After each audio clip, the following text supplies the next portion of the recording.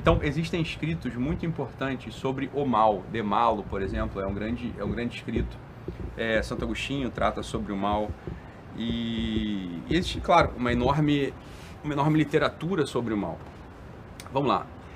Existe um próprio teórico historiador que fala que a história humana, no fundo, é a história das maldades, é a história da tristeza. E a gente percebe que sim, o homem tem um grande fascínio pela maldade. O homem tem um grande fascínio pela tirania.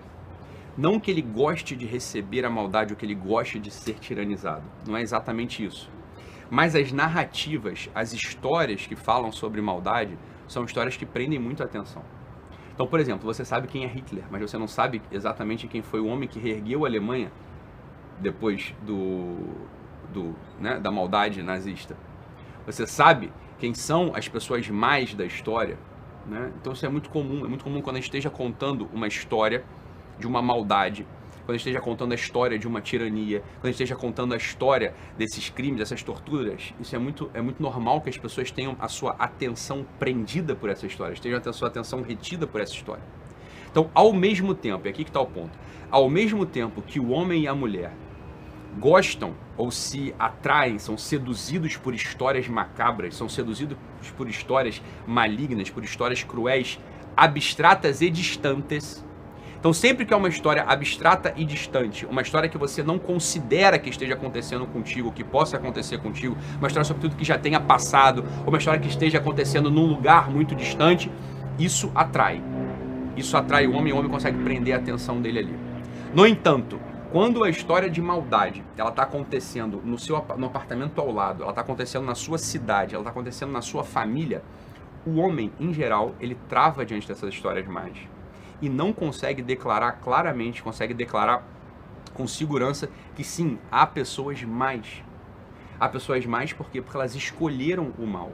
Elas escolheram a maldade. Elas escolheram tocar uma vida ao avesso daquilo que a gente considera, ou daquilo que de fato é o caminho para a justiça, o caminho para a fidelidade, o caminho para a nobreza, o caminho para o serviço. O homem, diante de uma maldade muito próxima, a sua psique, ela trava. A sua psique, ela não consegue articular aquele mal. Por quê? Porque o homem se sente inseguro. O homem se sente indefeso. Hoje mesmo eu li o Salmo 51, né? O Salmo 50, o Miserere. Esse é um salmo muito poderoso, né? Um salmo escrito pelo rei Davi e que fala, né? Fala da maldade que ele comete desde que ele é pequenininho. Desde que eu nasci, desde que eu sou pequenininho, eu cometo crimes e cometo maldades. E ele pede perdão a Deus. Então ali é um reconhecimento de que existe uma maldade intrínseca no homem, existe uma maldade em mim, que não tem a ver com a circunstância na qual eu nasci, que não tem a ver com uma doença que eu adquiri, que não tem a ver, sei lá, com qualquer outra coisa externa que não seja uma inclinação natural minha ao mal.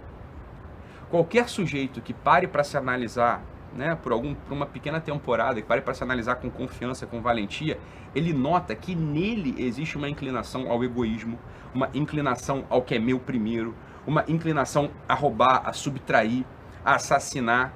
Existe essa inclinação em todo homem, nos homens saudáveis, nos homens bons, né, nas pessoas que têm seu papel na sociedade, nas mães de família, nos pais de família, nas crianças.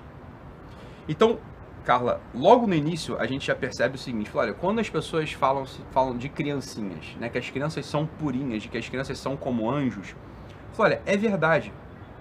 Por um lado, a criança, ela não tem aquela maldade desejada com requintes, né, aquela maldade desejada na articulação intelectual profunda. A criança realmente não tem isso.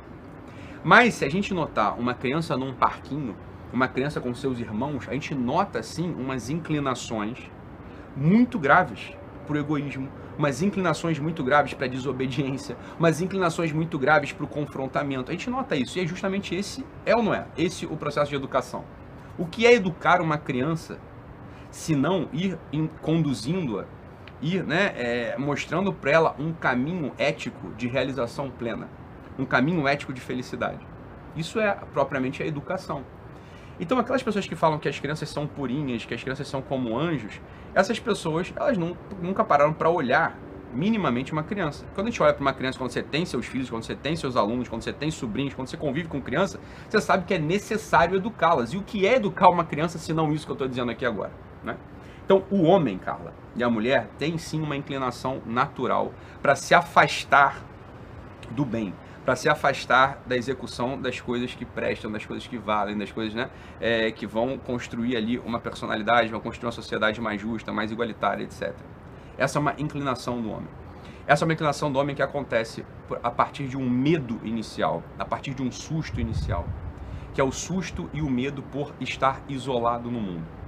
Quando lá no Jardim do Éden, Adão e Eva rompem com a plenitude da conexão com o Deus Criador, quando eles comem o fruto da árvore do conhecimento do bem e do mal, é como se eles estivessem desejando ser a fonte ou detentor deste conhecimento do bem e do mal, ou seja, da totalidade. É como se eles tivessem um desejo de ser um universo plenipotente, um universo em plena potência, como o próprio Deus é. E é justamente esse não é o sopro diabólico da serpente no ouvido deles. Fala, olha, sereis como deuses.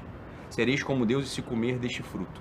Eles comem deste fruto com o desejo de serem eles sozinhos, solitários, nesse universo no qual tudo acontece.